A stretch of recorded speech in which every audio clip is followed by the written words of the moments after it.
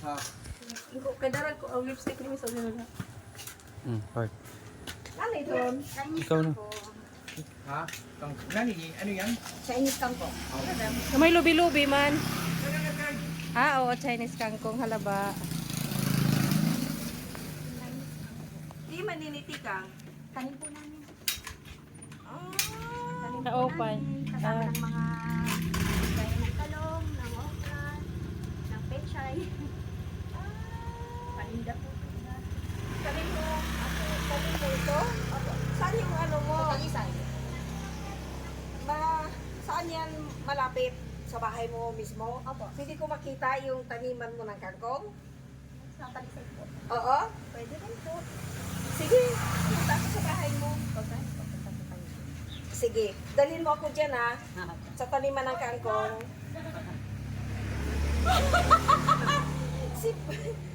Sige.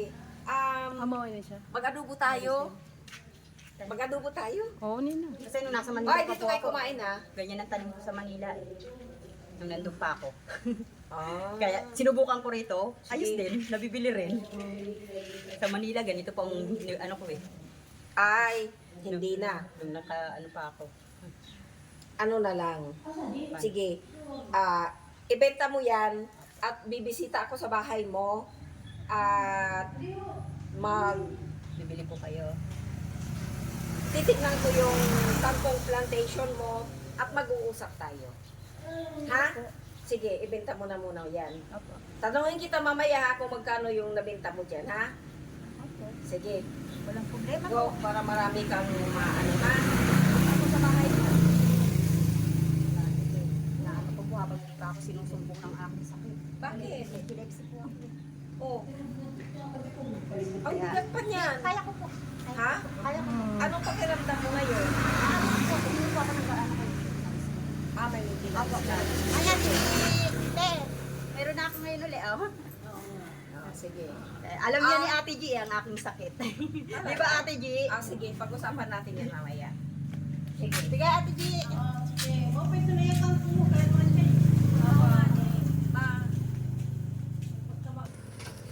For the vlog. Sa Musican Day.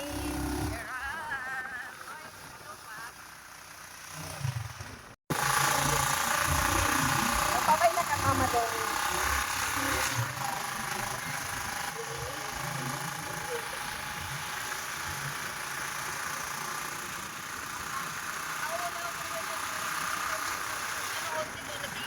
Ay, ang balay ni Maricel. Ha? Di man ang pag-agi. Maricel! Wag na, puntahan ko na lang. Samahan niyo kami. Hindi?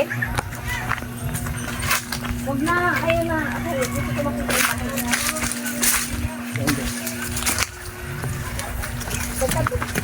Pagkap to pagkada dito niya, di man na yan.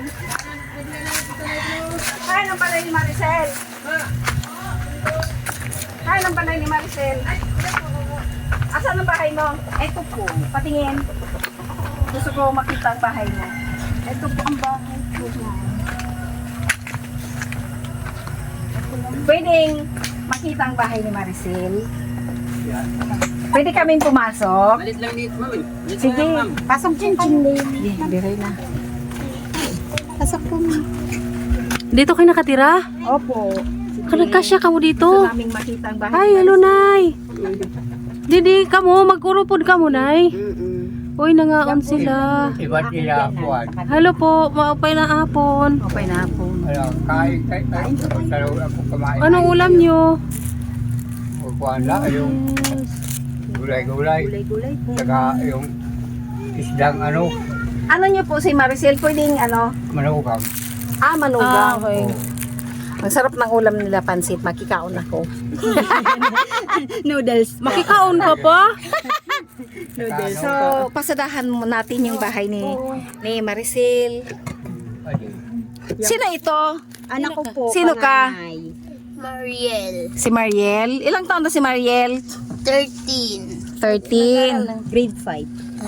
Ah, Nag-aaral okay. po. Saan kayo natutulog? Dito po, yan po. Yan, dito, dito. Okay. Ilan kayo natutulog dito? Kami pong, ano, ito pa po, ayun, dalawang po Apat. ng anak. Ah, may anak ka pa, dalawa. Ito po, sa laki. Okay lang mag-video ako, nanay? Tay? Pwede bang okay lang i-vlog ko ito? Alam niyo po yung vlog? Yung napapanood ng maraming tao na para kayong gagawin kong artista. Yan, gusto niyo okay lang po? Opo, kaya po. Ah, sige po. Ay, ito ang bahay ni Maricel. Opo. Walang... Ito yung kanyang CR. May sira-sira na nga po. Walang atip. Walang bubuk. Nasaan yung anak Ito mo? po dalawang to. Ito po yung ang dalawang bunso. anak ni Maricel. Nasaan yung asawa mo? Ayun po, yung nandun po sa loob. Papayin mo ako. Hello mga kalingap. Tayo po ay nandito sa bahay ni Maricel. Si Maricel po kasi ay na scout ng isa nating magiting na konsihal. Si Konsihal Manny. Sabi niya, Ate Diday, tulungan mo naman si Maricel. So, kaya pumunta ako dito. So, Maricel, kasi gusto ko malaman, nung kanina nakita kita, nagbibinta ng kangkong, bakit may peklat ka? Na paano yan? Ikwento mo. Nasunog po. Paano nasunog? Nadapa po ako ng ganyan nung inatake po ako ng sakit ko. Ano ang sakit mo? Epilepsy po.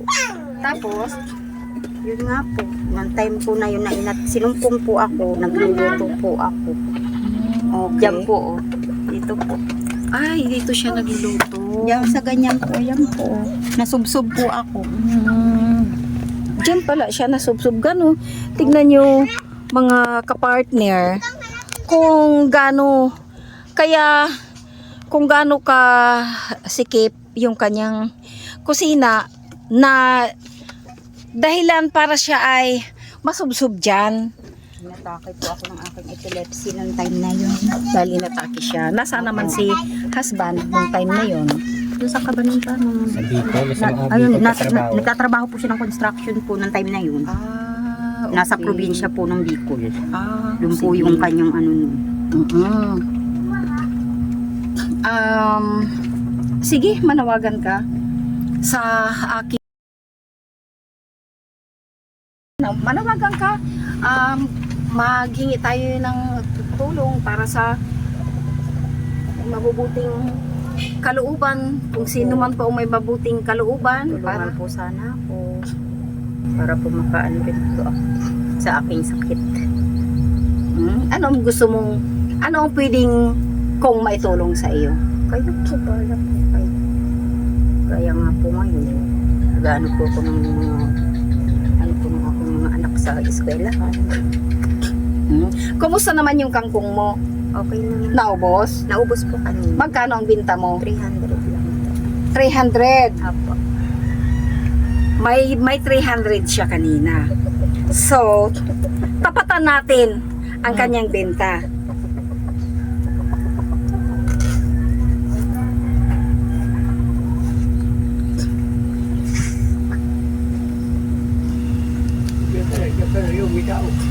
Magbigay tayo ng biyaya. Malaking tulong po ito. Makakabili po ako ng pagkain po namin ulit. Maidadagdag ko po. Paubos na naman nga po yung aming bigas. Happy ka? Opo. Saya naman. Salamat. Sige, magpasalamat tayo. Maraming salamat po.